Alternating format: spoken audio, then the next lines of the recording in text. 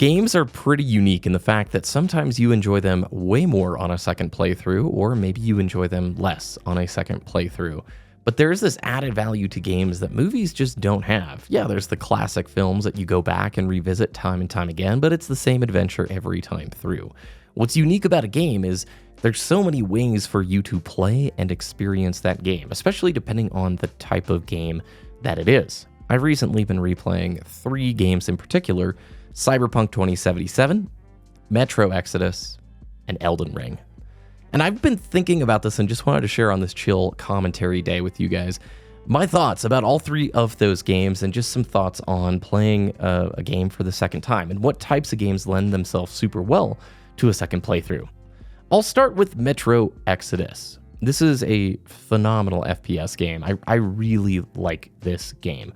However, it is a game that probably I won't play more than one more time, which will be the second playthrough. I'll go through the DLC again. For the reason being of Metro Exodus blends a very linear FPS campaign, very story-driven, lots of cutscenes, lots of quick time events and stuff like that, but it blends it with these open world segments. So within Metro Exodus, no spoilers, there are multiple open world-ish segments where you are given free reign to explore the map and complete objectives in the order that you want. There's side objectives, there's things that you don't have to do, and there's multiple endings associated with the actions that you take within the playthrough. My absolute favorite part of that game was that blend of the two. The semi-open world segments were great. They weren't collectathons, they gave you some freedom, but then Metro always delivers on its very curated, ultra-tight corridor shooter gameplay that gives super spooky lighting and intense moments and a lot of that survival gameplay elements that feel really good and really strong. But as I'm going through Metro Exodus a second time, there's a lot of sitting, watching, waiting during those quick time sequences where you're just not playing. And if you didn't find the story that enjoyable the first time, you're not really playing as much as you are just sitting and watching.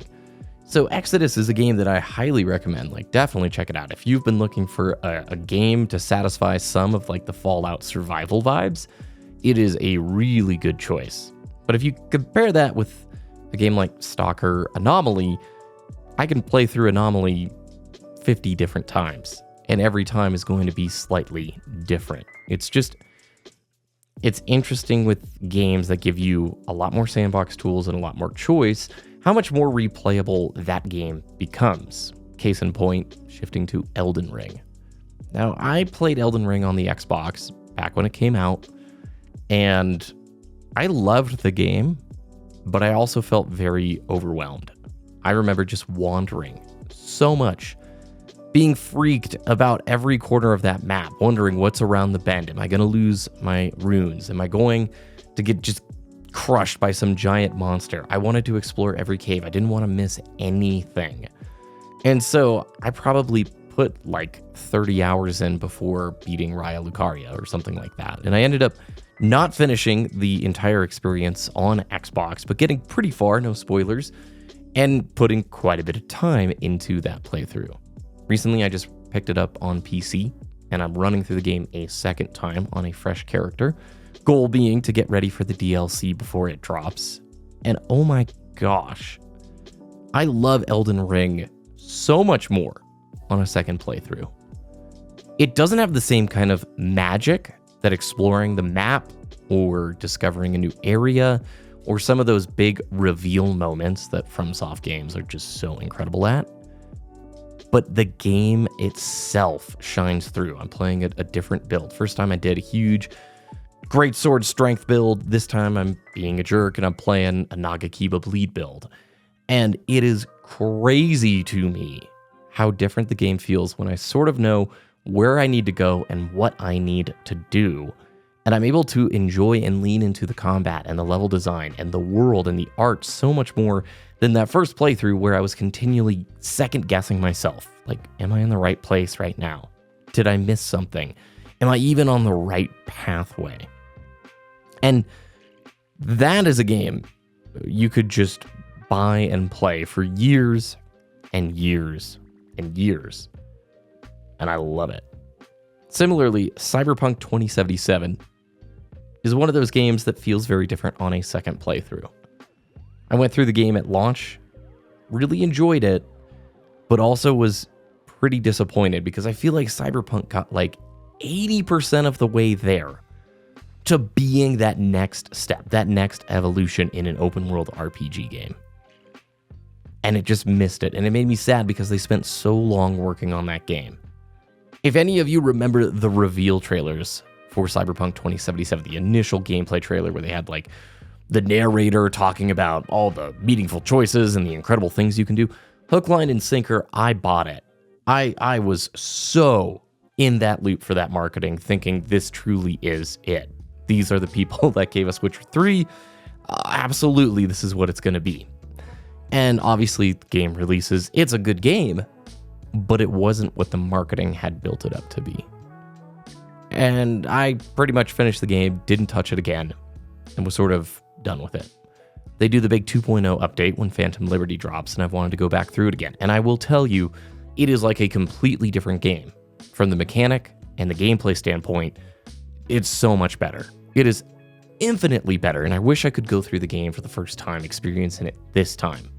But what didn't change and what isn't better, the story is so on rails. And again, no spoilers, but it's not the type of game where you have Baldur's Gate level choices or even Fallout New Vegas level choices.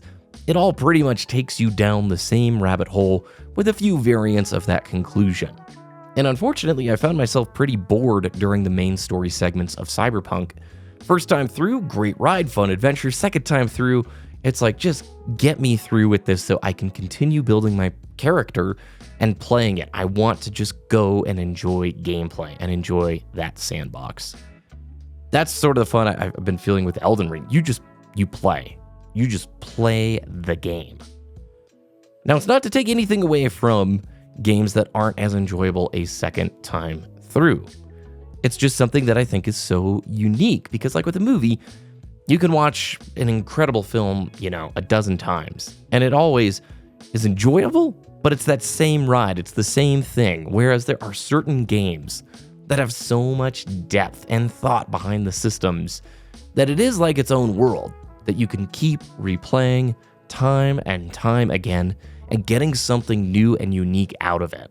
And sometimes you don't want it. You don't want that level of depth or choice. Like I said with Elden Ring, I felt overwhelmed. At the time, life was super stressful and always sitting down and wondering, am I doing the right stuff? I purposely was not trying to look up guides for the game because it's a very different experience. Just like this second playthrough, knowing where to go, what to pick up, the boss order, it is not got that fear or discovery to it.